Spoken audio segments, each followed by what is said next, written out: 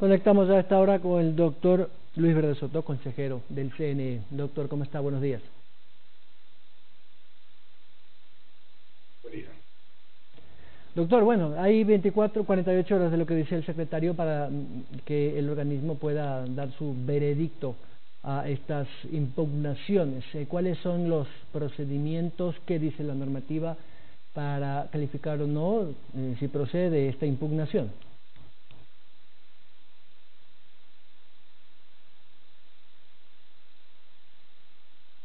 Doctor, no sé si me escucha la conexión. ¿Se congeló la señal? Sí, ahí lo tengo. Doctor, ahí lo veo.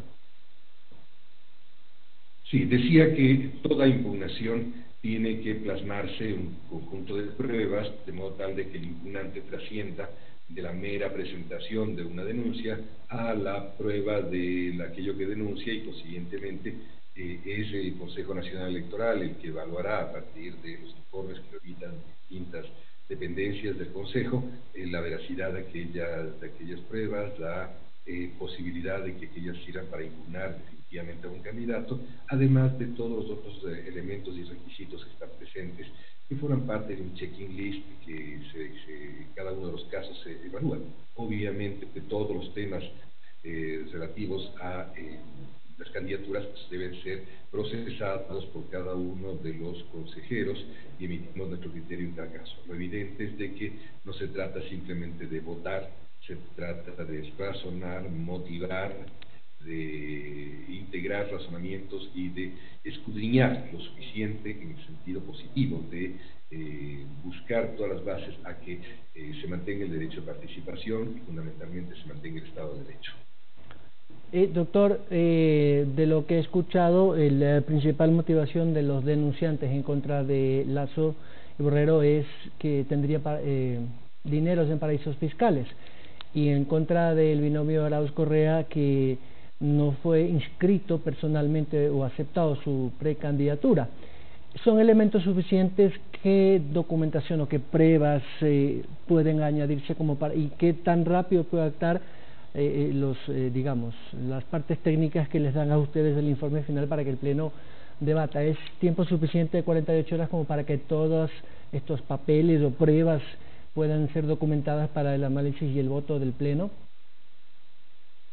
Bueno, aquí hay dos cosas, ¿no? La primera, permíteme que no opines sobre los casos concretos porque en pocas horas más oficiaré de competencia administrativa y no cabe que yo emita un criterio en este rato. En todo caso, existen mecanismos dentro de la jurisprudencia y del ordenamiento jurídico electoral que permiten que se puedan ser evacuados en esos plazos y obviamente si se acudiese en términos administrativos implicaría una investigación más profunda que tiene que decidirla, en el caso, el Consejo Nacional Electoral.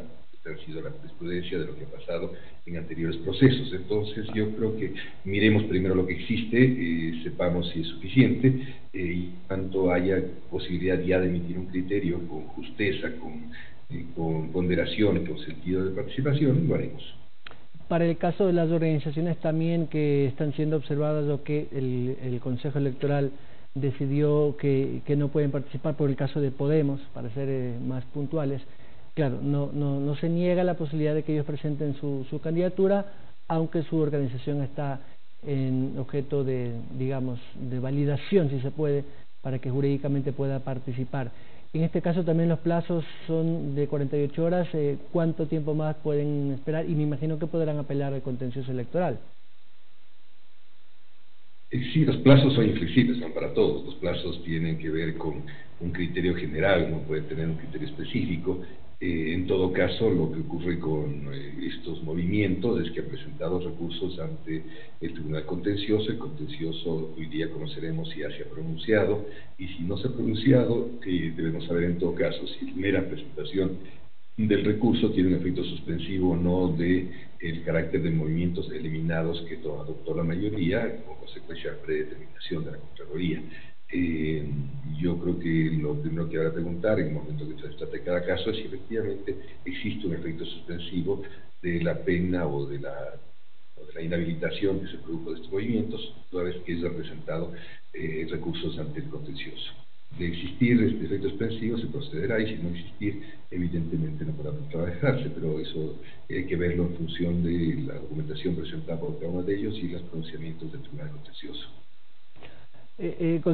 Consejero, el tema de la entrega de recursos por parte del Ministerio de Finanzas, que ha sido a cuentagotas, obviamente sabemos por qué, porque no hay el recurso ni la liquidez, aunque puede haber toda la decisión de pagar. Una cosa es querer pagar, otra cosa es no tener con qué.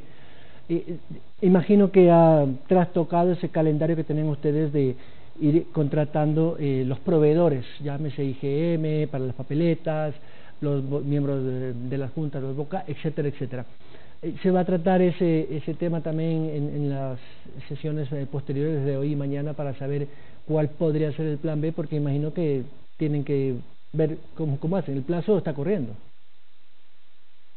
A ver, yo vi la sesión de que retoma una sesión suspendida para calificación de candidaturas, y no puede tratar sino aquello.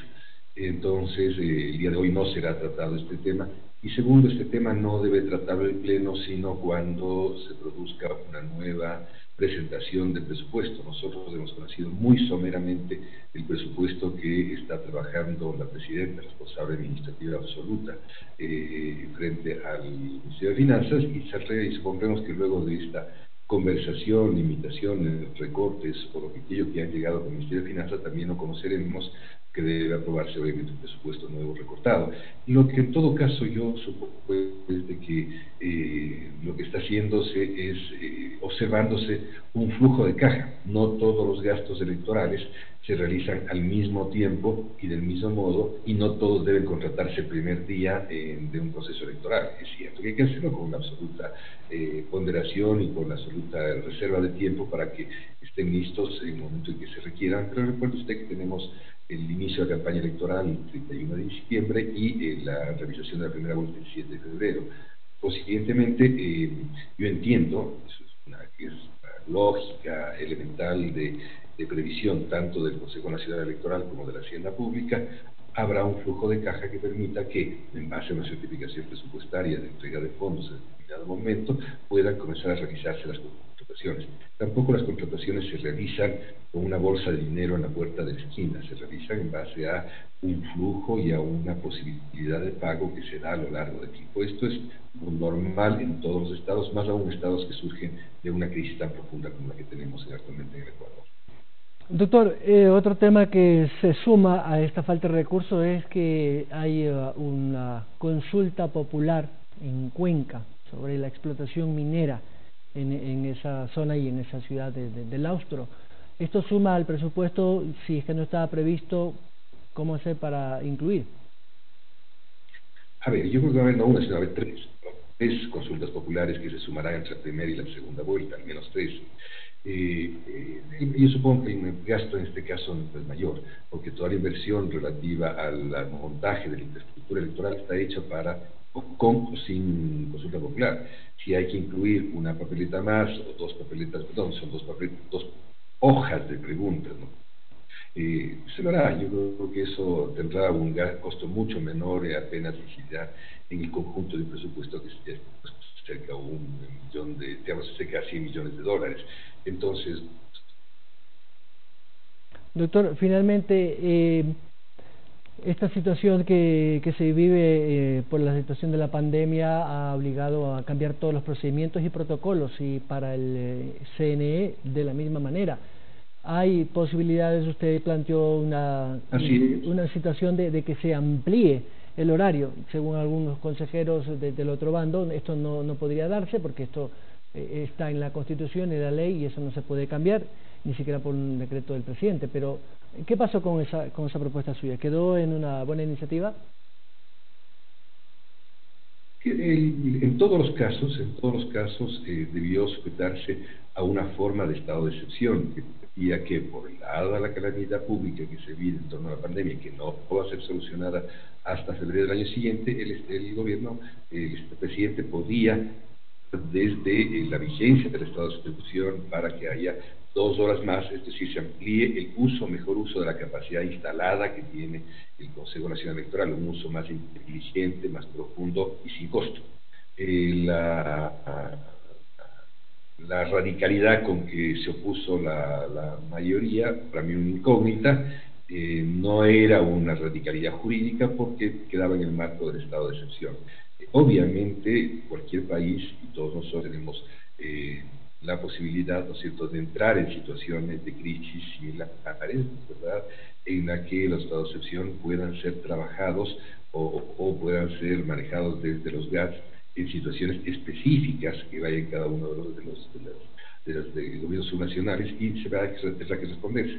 La obcecación positivista de que la ley y de que la ley no funciona con pandemias y funciona encima de las pandemias, contra las pandemias y contra la salud de los ecuatorianos, tiene que quedar en su momento en la sensatez, más allá de las venganzas que puedan realizarse, tiene que quedar en el lugar de la sensatez para poder organizar una elección razonable entre todos los ecuatorianos. Las venganzas quedan para otro plano de la vida personal pero no para la vida institucional.